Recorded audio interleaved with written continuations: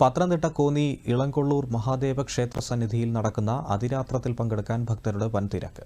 കേരളത്തിൽ ആദ്യമായാണ് നചികേത ചിരി മാതൃകയിൽ അതിരാത്രം നടക്കുന്നത്. മെയ് 1 യാഗശാലയുടെ പൂർണ്ണാഹുതി നടക്കും.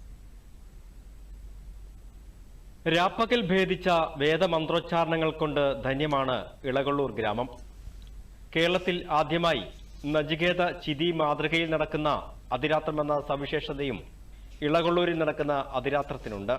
സർവ്വചരാചരങ്ങളും പങ്കെടുക്കുന്ന അതിരാത്രത്തിലൂടെ അന്തരീക്ഷ ശുദ്ധി, ആരോഗ്യം, സമൃദ്ധി, മോക്ഷം എന്നിവ കൈവരുന്നു. അഗ്നി, സോമൻ, വിഷ്ണു. അഗ്നി നമുക്കറിയാം പഞ്ചഭൂതങ്ങളിൽ ഏറ്റവും പ്രധാനപ്പെട്ടത്, എല്ലാ ഭൂതങ്ങളിലും അടങ്ങി നിൽക്കുന്നതായിട്ടുള്ള ആണ് അഗ്നി. അഗ്നിയും സോമനും, സോമം എന്ന് പറഞ്ഞാൽ സോമലത. അഗ്നി ഏറ്റവും ചൂടുള്ളതും സോമം ഏറ്റവും തണുത്തതുമാണ്. ഇങ്ങനെ രണ്ടിൻ്റെയും ആവശ്യമുണ്ട്, യോജിപ്പ്.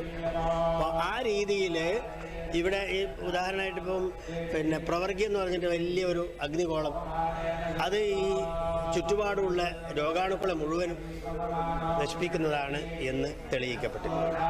അതേപോലെ ഇതിൻ്റെ ലക്ഷ്യം എന്താണെന്ന് വെച്ചാൽ സമൂഹത്തിൽ മുഴുവനും നന്മ വരിക എന്നുള്ളത് തന്നെയാണ്. സോമൻ എന്ന് പറഞ്ഞാൽ അമൃതാണ്, മരണമില്ലാത്ത അവസ്ഥയാണ്, ദുഃഖങ്ങൾ മുഴുവനും മാറുന്നതാണ്. അപ്പോൾ ലോകത്തിൻ്റെ ദുഃഖം അകറ്റി സുഖം ഉണ്ടാക്കുക എന്നുള്ളത് തന്നെയാണ് ആത്യന്തികമായിട്ട് ഇതിന്റെ ലക്ഷ്യം. മധ്യ തിരുവിതാംകൂറിൽ ആദ്യമായാണ് അതിരാത്രം നടക്കുന്നത്. അപൂർവ പുണ്യം പകരുന്ന യാഗം ദർശിക്കുവാൻ നിരവധി ഭക്തർ ഇളകൊള്ളൂരിൽ എത്തുന്നു. കാശ്മീരിലെ ലഡാക്കിൽ നിന്നുമാണ് യാഗത്തിനാവശ്യമായ സോമലത എത്തിച്ചത്. കുട്ടികളും സ്ത്രീകളുമടക്കം 41 വൈദികർ യാഗത്തിന് കാർമ്മികത്വം വഹിക്കുന്നു. കൊമ്പക്കുളം വിഷ്ണു സോമയാജിയാണ് യാഗത്തിന്റെ യജമാനൻ. മെയ് 1 ഉച്ചകഴിഞ്ഞ് 3 മണിക്ക് യാഗശാലയുടെ പൂർണ്ണാഹുതി നടക്കും. സിസൽ ജോൺ, ദൂരദർശൻ ന്യൂസ്, പത്തനംതിട്ട.